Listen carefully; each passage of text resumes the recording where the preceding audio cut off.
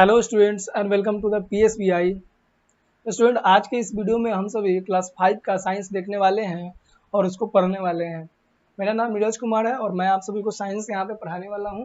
तो चलिए, साइंस का जो क्लास 5 का हम लोग चैप्टर स्टार्ट करने से पहले हम लोग जान लेते हैं कि इसमें हम सभी को कंटेंट क्या क्या चीज़ें पढ़नी है। तो देखिए, इसमें हमें टोटल जो है यूनिट वाइज दिया गया है। तो इसमें हमें टोटल जो है स्टूडेंट्स 10 यूनिट हमें पढ़ना है, ठीक है। 10 यूनिट हम सभी को पढ़ना है और उस 10 यूनिट में जो हमारा फर्स्ट जो यूनिट है इसका नाम है प्लांट लाइफ, ठीक है। यानी कि पौधों का जीवन या पौधों में जीवन के बारे में हम सभी को फर्स्ट पढ़ना है, ठीक है।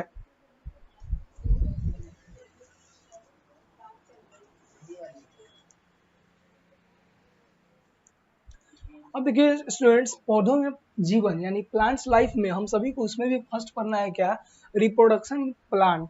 क्योंकि इससे पहले हम लोगों ने प्लांट के जो बॉडी पार्ट्स होते हैं उन सभी के बारे में हम लोग प्लांट के पार्ट्स के बारे में क्लास 4, 3 इन सभी क्लासों में हम लोगों ने पढ़ा है। और इस क्लास में हम सभी को पढ़ना है रिप्रोडक्शन इन प्लांट, ठीक है।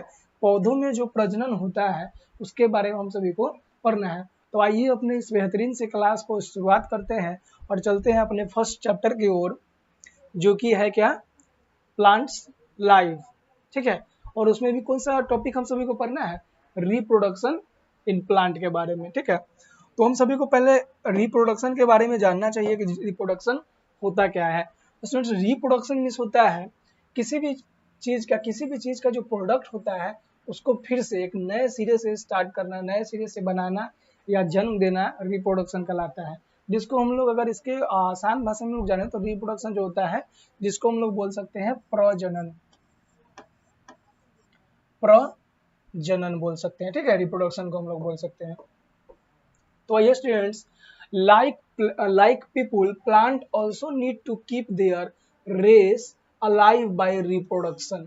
अब देखिए, जैसे हम मनुष्य को अपना वंश, ठीक है, जैसे हम मनुष्य को अपना वंश और प्रजाति को आगे जीवित रखने के लिए रिप्रोडक्शन की आवश्यकता होती है, उसी प्रकार से पौधों में भी क्या होता है, अपने वंश अपने जाति को बचाए रखने के लिए रिप्रोडक्शन की प्रक्रिया बहुत ही इंपॉर्टेंट होती है। It is reproduction in plant that brings more and more plant on the earth।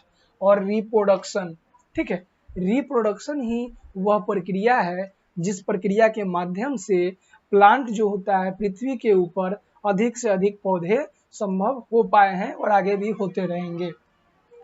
Plants reproduce in a number of वे।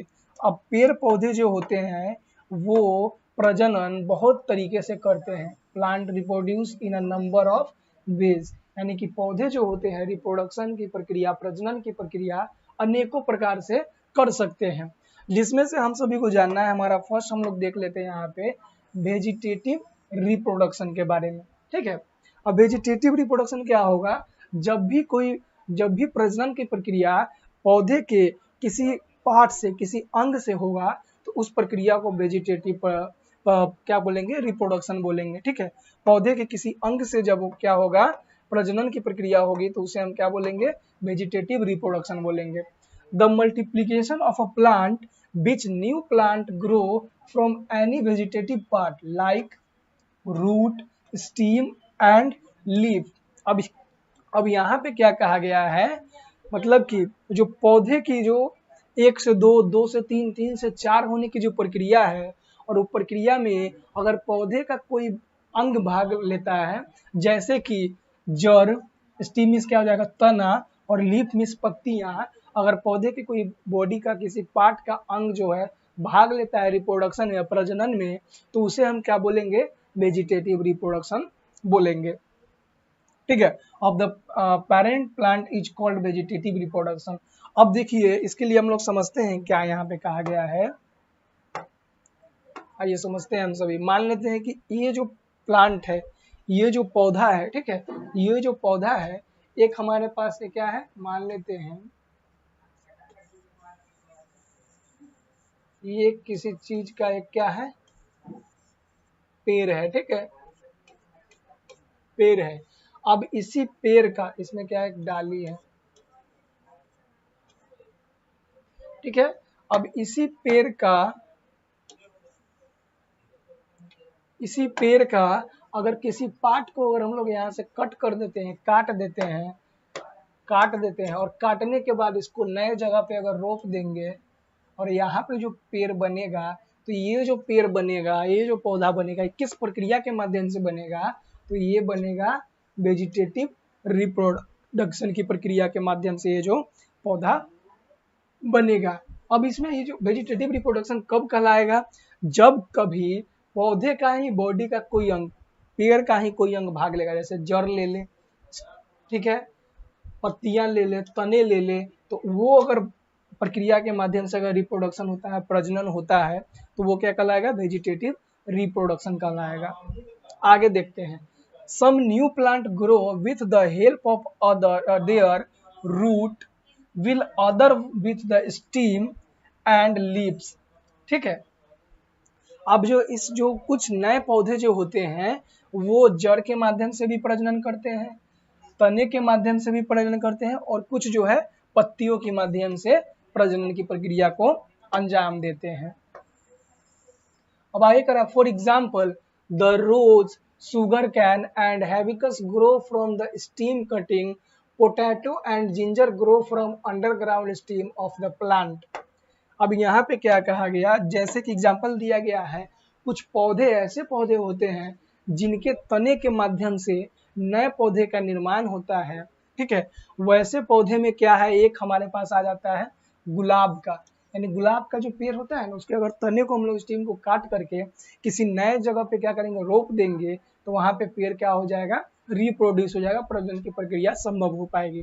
फिर उसी प्रकार से शुगर कैन यानी कि जो गन्ना होता है, ठीक है, गन्ना यानी कि ईख जो होता है, ईख भी वही सेम प्रक्रिया के माध्यम से क्या होता है, तने के माध्यम से नया ईख का पेड़ बनता है।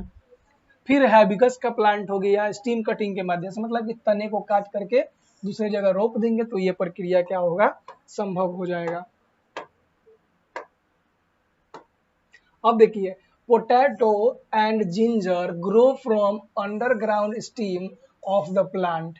अब आलू, पोटैटो में क्या होता है, आलू, और अदरक जो होते हैं, अब अंडरग्राउंड स्टीम यानी कि भूमिगत तना, अंडरग्राउंड स्टीम क्या हो जाएगा,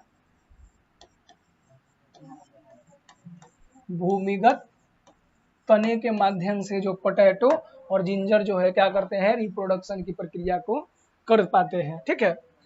because they are shape like, sorry, plant like lily, onion grow from underground stem. अब देखिए, एक लिली को हिंदी में कुमोदनी बोलते हैं, ओनियन हम सभी को पता है कि प्याज होता है, ठीक है। अब ये जो क्या करता है, रिप्रोडक्शन की जो प्रक्रिया करता है, ये अपने अंडरग्राउंड स्टीम यानी कि भूमिगत तने के माध्यम से करता है, और इस प्रक्रिया को, इसे हम क्या बोलते हैं, बल्ब्स बोल सकते हैं, ठीक है। अब बल्ब्स क्यों बोलेंगे, बल्ब्स हम सभी क्यों बोलेंगे इसको, आइए देखते हैं।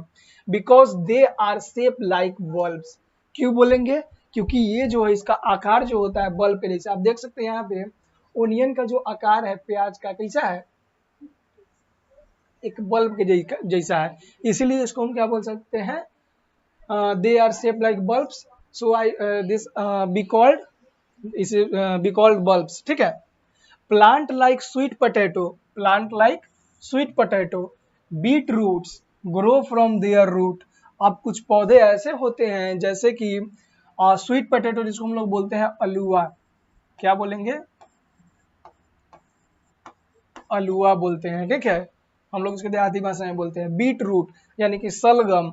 अब ये सब चीजें जो होती है, ये किसके माध्यम से ग्रो करती है, रिप्रोड्यूस करती है, रूट यानी जड़ के माध्यम से प्रजनन करती है।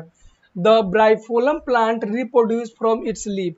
अब एक ब्राइफोलम पौधे जो होते हैं, यह पत्तियों के माध्यम से क्या करते हैं, प्रजनन की प्रक्रिया करते हैं, और पत्तियों में क्या होता है, बड्स बनता है, बड्स में क्या होता है, गांठ बनती है, present on the leaf give rise to new plant. और पत्तियों में जो बड्स होते हैं, उसी बड्स के माध्यम से क्या होता है, नया पौधा ग्रो होता है, ठीक है। तो ये हमारा हो गया वेजिटेटिव रिप्रोडक्शन, ठीक है, यानी कि जब प्रजनन की प्रक्रिया पौधे के किसी अंग के माध्यम से होगा तो उसे क्या बोलेंगे, वेजिटेटिव रिप्रोडक्शन। सेकेंड नंबर में हमारे पास यहाँ पे सेकेंड क्या है, सेकेंड में हमारे पास है रिप्रोडक्शन बाय सीड्स। अब ये तो कॉमन बात है, आमतौर पर हम क्या जानते हैं कि नए पौधे किसके माध्यम से होते हैं, बीजों के माध्यम से होते हैं।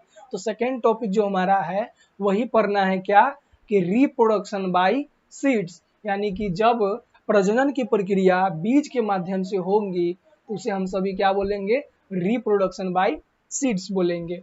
ठीक है, आइए देखते हैं most of the plant are reproduce by seeds.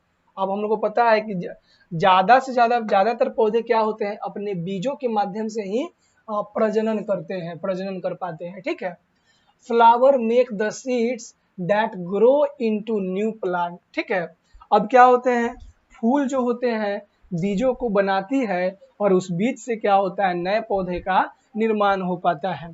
ठीक है, that grow into the new plants. The plants reproduce so many seeds. अब एक जो पौधा एक बीज से एक पौधा रोपे और वो पौधा क्या होगा, बहुत ज्यादा बीजों को उत्पादित करेगी, बहुत ज्यादा बीज को, एक पौधा से अनेक बीज बनता है ना, बहुत बीज बनेंगे। Seeds are of different shape, size and colour. ठीक है, seeds are different shape, size and colour. ठीक है, अब क्या होगा, देखिए जो बीज जो होंगी वो बीज क्या होंगी, वह बीज अलग अलग रंगों के, अलग अलग प्रकार के और अलग अलग आकार के होंगे।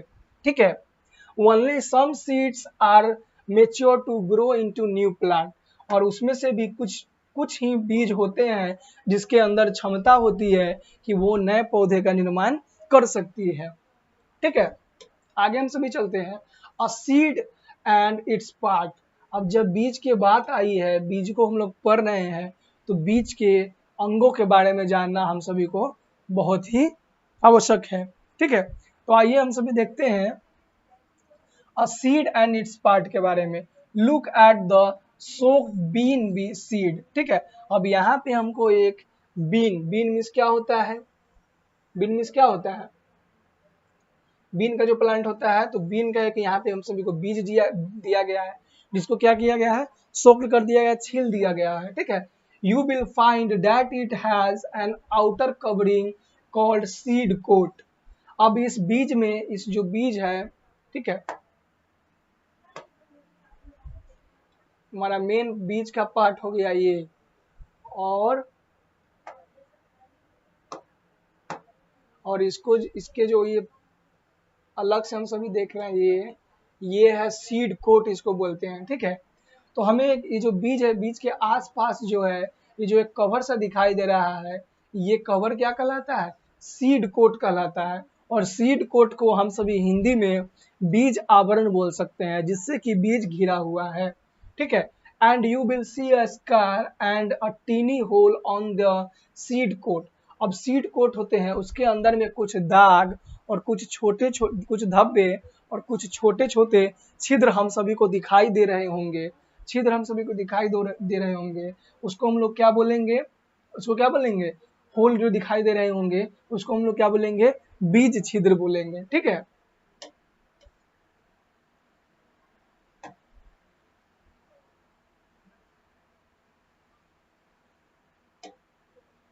अब आगे, the hole is where the seed take in water and the scar is the point where it was joined to the parent plant।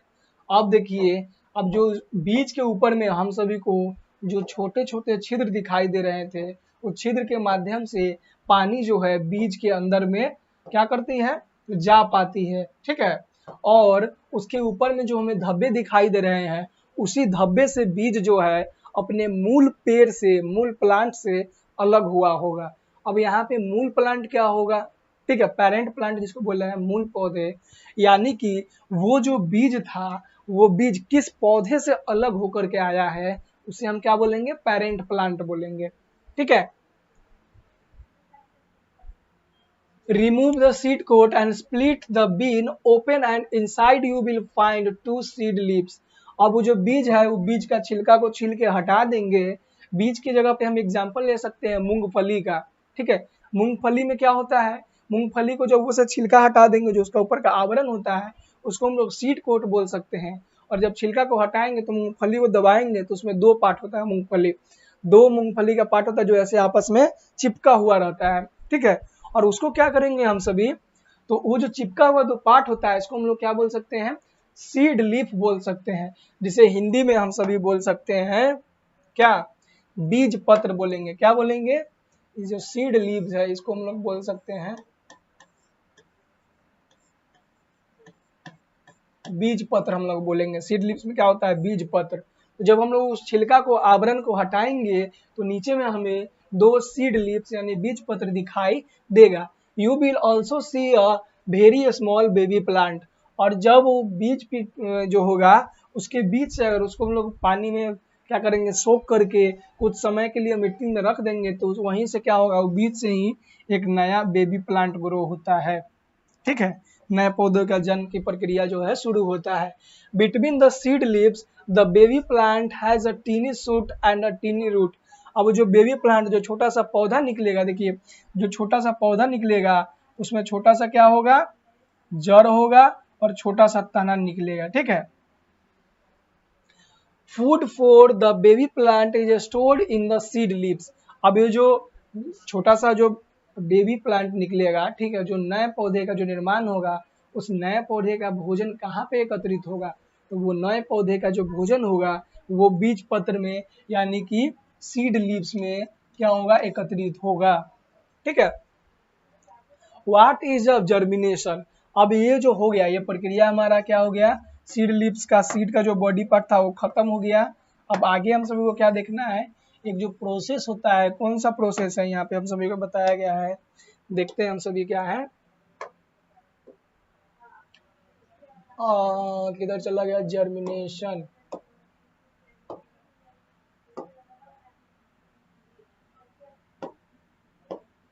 कह रहा है व्हाट इज जर्मिनेशन। अब जर्मिनेशन क्या होता है, तो कह रहा है कि अंकुरन क्या होता है। ठीक है, अब बहुत सारा बच्चों को अंकुरन समझ में नहीं आया होगा कि अंकुरन होता क्या है, तो आइए आप सभी को बताते हैं कि अंकुरन क्या होता है। देखिए, अंकुरन होता है जब हम लोग मूंग और चने को रात को क्या होता है, पानी में भिगो करके और जब उसे दिन में कुछ घंटों के लिए छोड़ देते हैं तो उसमें से क्या होता है, अंकुरित होना शुरू हो जाता है, यानी कि जो पौधा बनने का जो प्रक्रिया है वो शुरू हो जाता है, जिसको अंकुरन बोलते हैं। और इंग्लिश में उसको हम लोग क्या बोलेंगे, जर्मिनेशन बोलेंगे। ठीक है, व्हाट इज जर्मिनेशन, यानी अंकुरन क्या है। Once the seed are buried in the soil and water they begin to swell.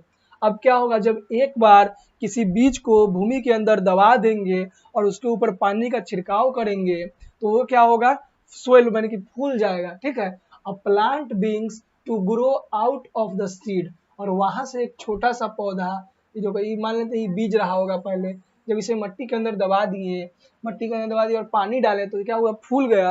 और फूलने के बाद यहाँ से एक छोटा सा पौधे का निर्माण होगा, एक छोटे से पौधे का निर्माण होगा। ठीक है, यहाँ दिखाई दे रहा होगा आप सभी को। ठीक है, grow out of the seed, यहाँ से एक नया पौधा का निर्माण होना शुरू हो जाएगा। The root grow first and then the shoot, this is called germination. और ये जो नया पौधा बनेगा, इस नए पौधे में पहले क्या होगा, इसका जड़ बनेगा, फिर इसका क्या बनेगा, तना बनेगा। ठीक है, और यही जो प्रक्रिया होगा इसी को क्या कहलाएगा, अंकुरन यानी कि जर्मिनेशन का प्रक्रिया कहा जाएगा। ठीक है, कंडीशन नेसेसरी फॉर जर्मिनेशन। अब देखिए, अंकुरन होने के लिए दशाएं की क्या क्या आवश्यकता है। ठीक है, कौन कौन सी दशाएं चाहिए अंकुरित होने के लिए, तो कह रहा कंडीशन नेसेसरी फॉर जर्मिनेशन, कैसी दशाएं चाहिए जर्मिनेशन के लिए, अंकुरित होने के लिए। Seeds need a certain condition before they can start to grow और जर्मिनेट। अब बीजों को है कुछ खास दशाएं चाहिए नए पौधे का निर्माण करने के लिए या फिर अंकुरित होने के लिए। The necessary condition for the germination of seed are. अब जो बीज होते हैं उस बीज को जर्मिनेट होने के लिए कुछ वातावरण की आवश्यकता होती है, जिसमें कैसी कंडीशन चाहिए, तो फर्स्ट जो है एयर चाहिए, एयर मीन्स क्या होता है, हवा चाहिए। दूसरा क्या चाहिए, पानी चाहिए, वाटर। तीसरा सनलाइट चाहिए। और चौथा जो है टेम्परेचर, उचित तापमान की आवश्यकता होती है। तो हम सभी को जर्मिनेशन या अंकुरन होने के लिए क्या क्या चीजें की आवश्यकता होती है, तो 4 चीजें की आवश्यकता होती है, हवा, पानी, सूरज की प्रकाश और उचित तापमान की आवश्यकता होती है। A seed need this thing in the right quantity to germinate.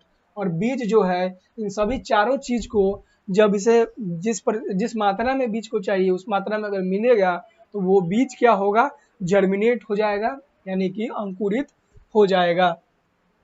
तो स्टूडेंट यहाँ तक हम लोगों ने देखा, हम लोगों ने यहाँ तक क्या क्या बातें देख ली। हम लोगों ने यहाँ तक देखे कि एक बार पीछे से रिकॉल कर लेते हैं, हम लोग रिवाइज कर लेते हैं।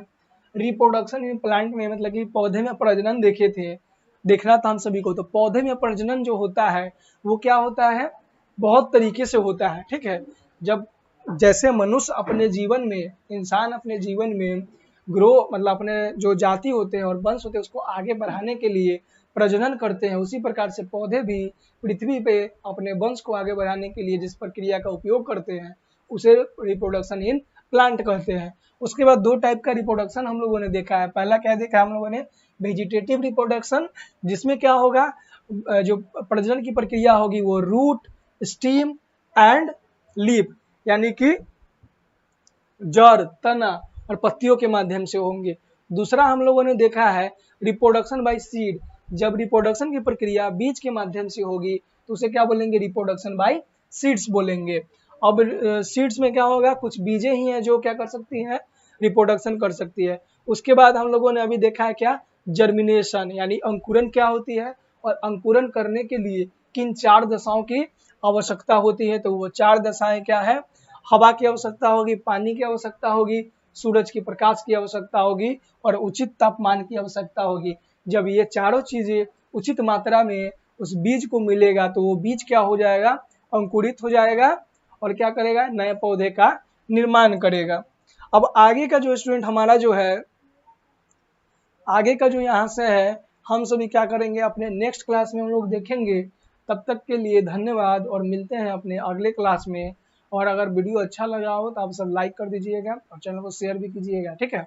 तो मिलते हैं अपने अगले क्लास में जहाँ से हम लोग कंटिन्यू करेंगे, यहाँ ये जो फाइंड आउट है यहाँ से हम सभी इसको कंटिन्यू करने वाले हैं आगे, ठीक है। तब तक के लिए धन्यवाद, मिलते हैं अगले वीडियो में।